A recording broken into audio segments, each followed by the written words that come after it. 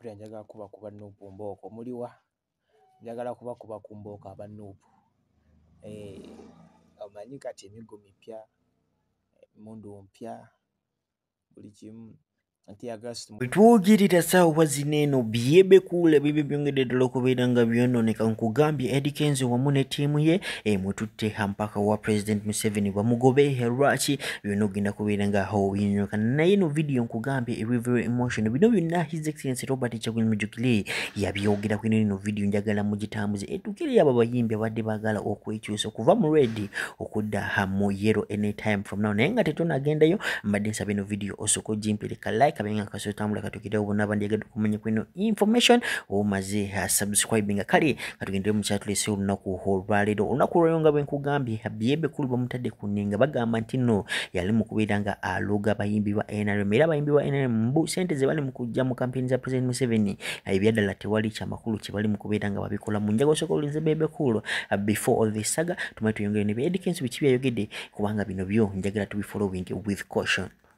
Bulijjo nange nenonyamu ekintu ekigambo wayo oba kasajja nkawalana lwa music no naye n'obwongo obukalu nabo butukooya. If you really meant that Bebe Cool meant ntino ya blocking anga abayimbi, why didn't you play at least a clip of 5 minutes or 10 minutes of the conversation? Batandika bagamba mbu abayimbi ba regional simanyi regional simanyi biki simanyi atenganya aba national zesola gana muyimbi n'omuguyimba kubanze mbakulira nze mukulembeze nandi agadde bonna bakulira ofukase naye ekyoku including abayimbi ba region kikulu kubanga eno yewaabwe ate nabo balina talent kati oyinza otya okujja wano n'okubawo ekivulu n'ogenda ng'abaawo tebafunye mukisa kibale kirabika bulungi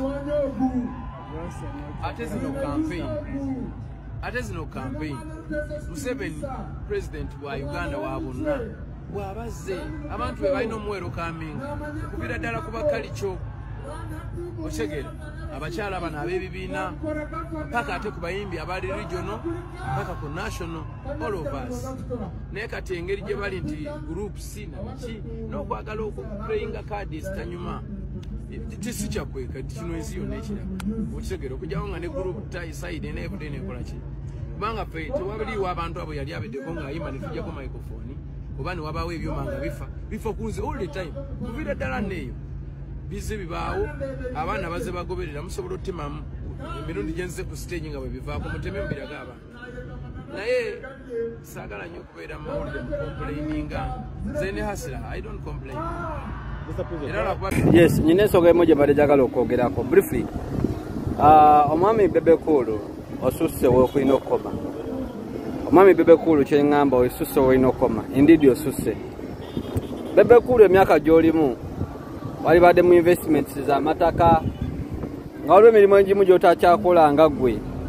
Naye oba okyalwana abaana abato ate nga bazze wooli mu industry ne bafuna ssente n'okusinga ne batuuka n'okusinga obusinzi nga musajja muno gwe walwananga naye essaawa ya leero yeesibye kuba president my friend Bebe Cool tukugamba myaka no gikuleka anko omanyi ssente oyonona nnyo ssente wagala nozinvestinga mu kigundi mu kyalubamu nekitatambula obutatambula bwakyo obunenyeza Kenzo bagambye Kenzo yalina emikisa gyo twagambye Kenzo yalina emikisa gyo omukulu Bebe Cool yega ddiro olina okukola ssente na ddiro olina okwesonyiwa abaana kitegeera leave people alone. Oli ku stage ojja ku mizindaalo odalinga bano bakavume Kenzo okumidia biki bonna tubamanyi ate munnattu abantu boosasula yaba mwana Bebe Cool yanjokeza gagamelo yanjokeza mwana kitegeera kati that kind of nonsense. Kugambye ebya Eddie Kenzo ne Bebe Cool nga tubitadde ku mabbali omukulu amanyikiddwa nga His Excellency Robert Kyagulanyi yakoze aba NRM ate yabalisi kyekimu bakudde AI's videos ne batandika kubeera nga bazi editing nga balaga mbu Bobi Wine beddala ate yafunye abantu eyiganga n'entunulira embwa n'enseka yiyo musoke mugyerabireko oba mumwerabireko ate omwali tuyongereyo video tebabaweeza AI bantu bange ejjinja mbaddeyo neeyiganga omukulu mbadde naye era buli kimu bwe kiti bwe kitambudde. Omanyi abantu b'enkyukakyuka abo bamanyira okweditinga obutambi. Vidiyo eno mpanvumu kansooka empiseewo obulango bwa bakama bange. Mubadde muddugaza yintaneti obutambi obukadde n'obwa AI ng'ekituufu ekibadde ejjinja nzija nakyo. Wamma abampagira vidiyo giteekeko ka likes osheyalinge tusobole okusaanyaawo obufere mu by'obufuzi. Kati obusungu bubatta, lwaki kituteekako drone, lwaki tuteekako abakesi, nkola mulimu gwange nga munnamawulire.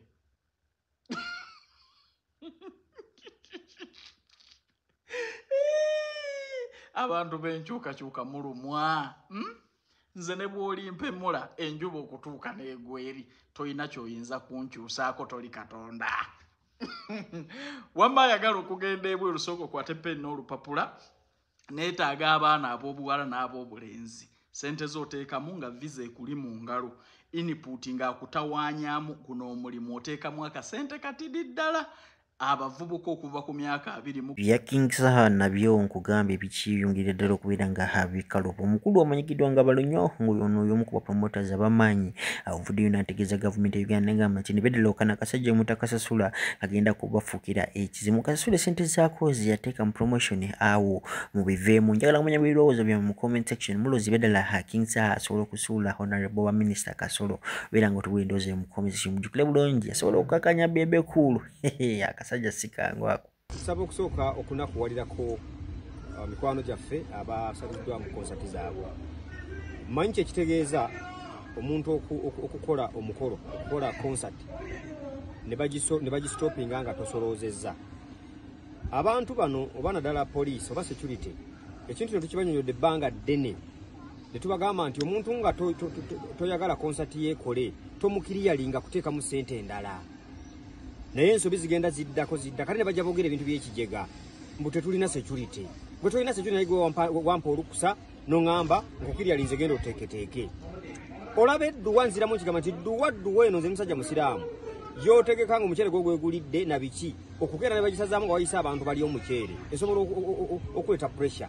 Naye wantu uinvestinze ssente eziri mu millions and millions omuntu ayimirira buyinza n'agamba kati tubisazizzaamu. Nze nsaba poliisi oba oliawo eveeyo etubudde amazima nti mu butuufu bannayuganda sikyasobola kubakuuma. Lwaki ebiseera by'obufuzi bwe bituukawo bo bafuulira ddala abantu nti tebategeera. Gwe n'ojja n'ogamba nti no tetulina bukuuma bivvulu naye nga tewali kafiyu nti abantu tebatambula mu ggwanga ekyaki ziri mu kukola obutale buli mu kukola n'ebifo ebirala. So ku nsonga eno nsaba kuvaayo okwogera ku nsonga y'abantu bano nti Saha sente zafudde.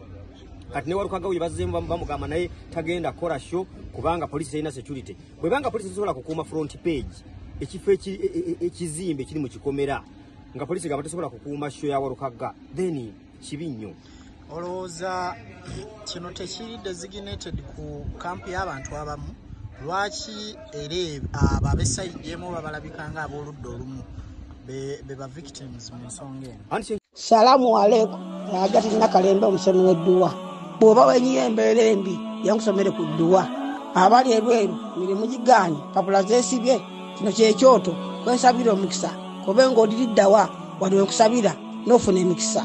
Ky'oba olabanga abirira ebinyonyi ebitalina kyakulya naawe atalina mulimu jangu kusomere ku dduwa ofuna omukisa. Eno ennyanja kwesula buli kimu ekisira ne kiba kikujjudde nekikasuka mu nnyanja nekikunta nekigenda.